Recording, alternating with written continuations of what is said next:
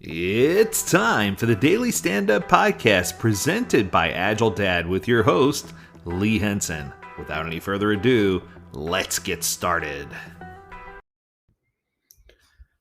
All right, it's time for me to talk about a topic that everybody always wants me to talk about, but I haven't done it because I always said the topics were too basic. But for whatever reason, I feel like tonight is the right night to talk about this, so let's do it. I want to talk to you about 5 events that happen in Scrum and how they might be misinterpreted and what we can learn about those events. So, we already know what Scrum and Agile is. You wouldn't be here if you didn't. So, the question is, what are the 5 events? Why are they significant? And what am I going to say that's different than anything else you've heard in the past? So, let's start with the sprint. So obviously, the sprint or the iteration is the first event, and it's a time box period, 1 to 4 weeks. 2 weeks is usually standard, where a team works to deliver a potentially releasable product increment. A sprint is the place where the team plans, designs, develops, and tests their product increment. Now, there should be some pre work prior to this sprint happening. The event that happens prior to this, or I shouldn't call it an event, but the meeting that happens prior to this is usually a backlog refinement meeting, which allows for the team to prepare the items that are going to be inbound in their sprint. Now, this is not one of the official Scrum events, so it's not going to be talked about today, but it's something I think is important to have the right preparation. The sprint is a crucial event because it provides a fixed time frame for the team to do their work, and it allows them to focus on delivering specific assets, a specific set of features, specific things that provide value, right? Okay.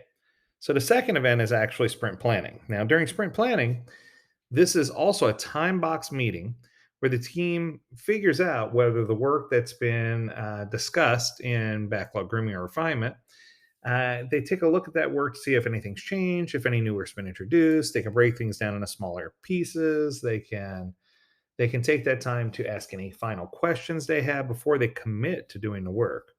So this is where the team decides what items from the product backlog they want to work on. They make an agreement with the product owner and create a sprint goal to achieve. And the goal is a statement that describes what the team hopes to accomplish during that sprint. It's pretty simple and it's pretty straightforward, but this is what helps the team understand what they need to do and how they need to do it. Pretty easy, pretty straightforward. The third event is the daily scrum. So the daily scrum is the daily meeting where the team comes together to discuss accountability. During this meeting, each team member answers 3 questions. What did I commit to do yesterday, and did I complete the things that were in line with that commitment? What do I commit to do today?